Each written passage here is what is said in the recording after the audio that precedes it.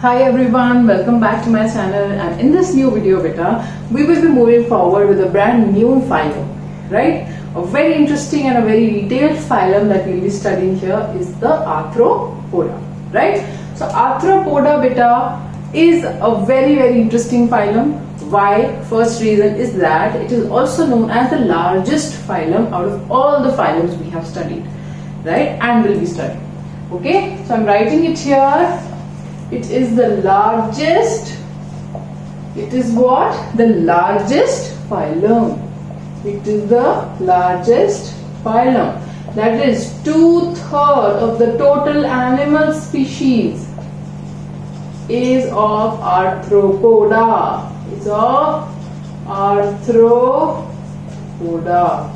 Now, which type of animals come in the Arthropoda beta? Insects. Okay, insects. Insects, they are present in the phylum Arthropoda. Fine. Now we'll be studying their general characteristics one by one, right? But before the general characteristics, I want to tell you that these insects, why are they called as Arthropoda beta? Because there is a breakup of Arthropoda that we are going to do now. So Arthropoda. Arthro means jointed. Arthro means what? Jointed. And poda means legs or appendages. Appendages. Okay. So jointed appendages is the meaning of arthropods. Okay. So that is the reason the name is given known as Arthropoda. Because it has jointed appendages. You must have heard the term arthritis.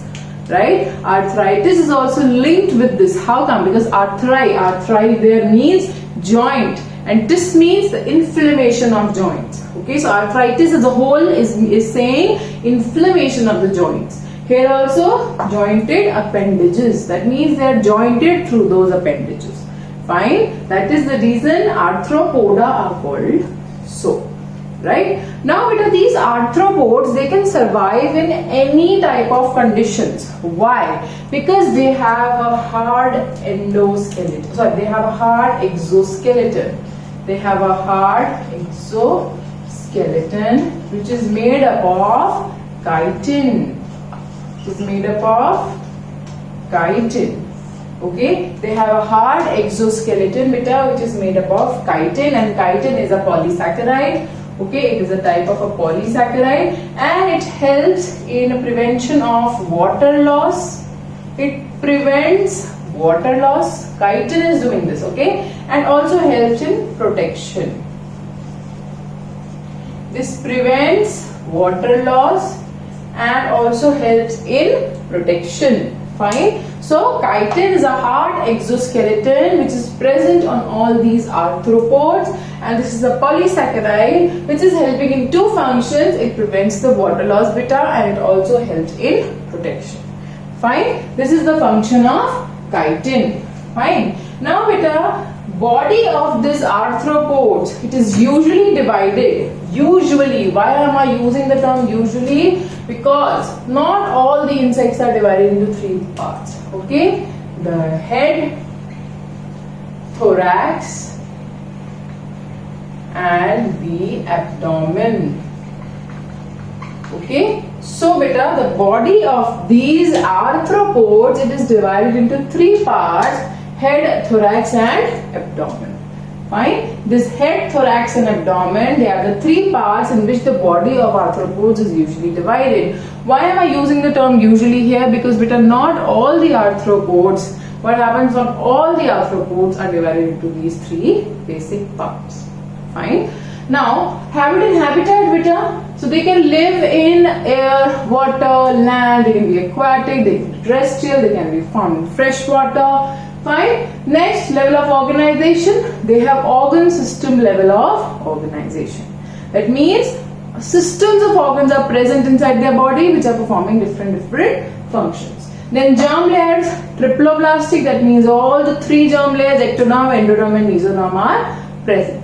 Then coelom, it is a eucoelomate, and it is also known as the schizocoelom. Why? Because what happens in schizocoelom? What is happening? The mesoderm is completely being divided.